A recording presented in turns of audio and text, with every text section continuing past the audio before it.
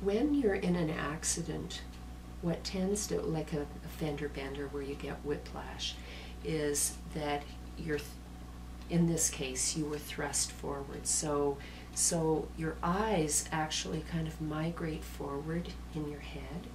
And when they do that, these muscles at the back, just at the base of your skull, they're called the suboccipital muscles, they get quite tight. And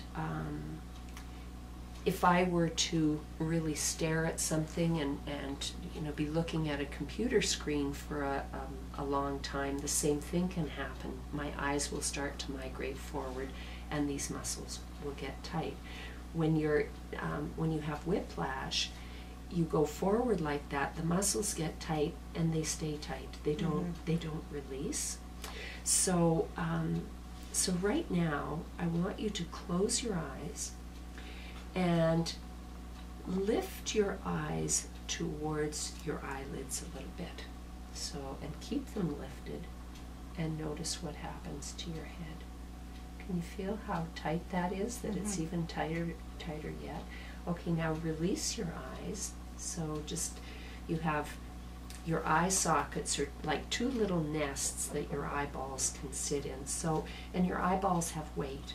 So allow the weight of your eyeballs to go back into these eye sockets, and let your eyeballs rest in your eye sockets, so that there's this feeling that they have now gone away from your eyelids.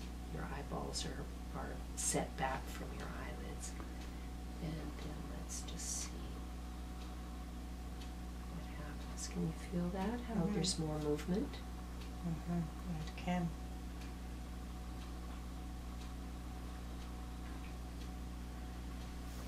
Okay, so just keep that feeling of resting, letting your eyes rest. And that's great for when you have your eyes closed, but of course in life we have to have our eyes open if we're not going to bump into stuff. So let's see if we can do something with your eyes open that will actually help you feel the differences as well. So to start with, just find some place out there where your eyes can rest, where they're in kind of a neutral position. So just find that spot and keep your eyes looking at whatever they're looking at, and don't move them. So your eyes stay looking forward, but they're also staring at something, so you're kind of examining something quite intently. Can you feel the tension in your neck? Okay, let that go.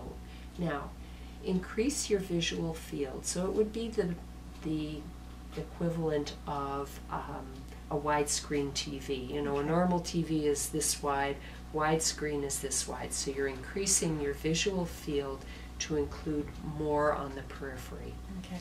And so you still have your eyes forward and they're resting somewhere, but now there's nothing in your visual field that is of more importance than anything else. So everything has equal value. So it's just out there. You're just allowing your eyes to be open. You're not really looking at anything in particular. You just see the view. Okay, so, and as you're doing that, of course, be really aware of your peripheral vision. And notice what happens to the movement now. Can you feel a difference between those two? So, can you feel how you're moving more? Your head moves more now? More ease. Yeah. Okay, now just so that we can reinforce that bit of the lesson, again look intently at something and notice what happens. Immediately there's tension there. Okay, so now increase your peripheral vision again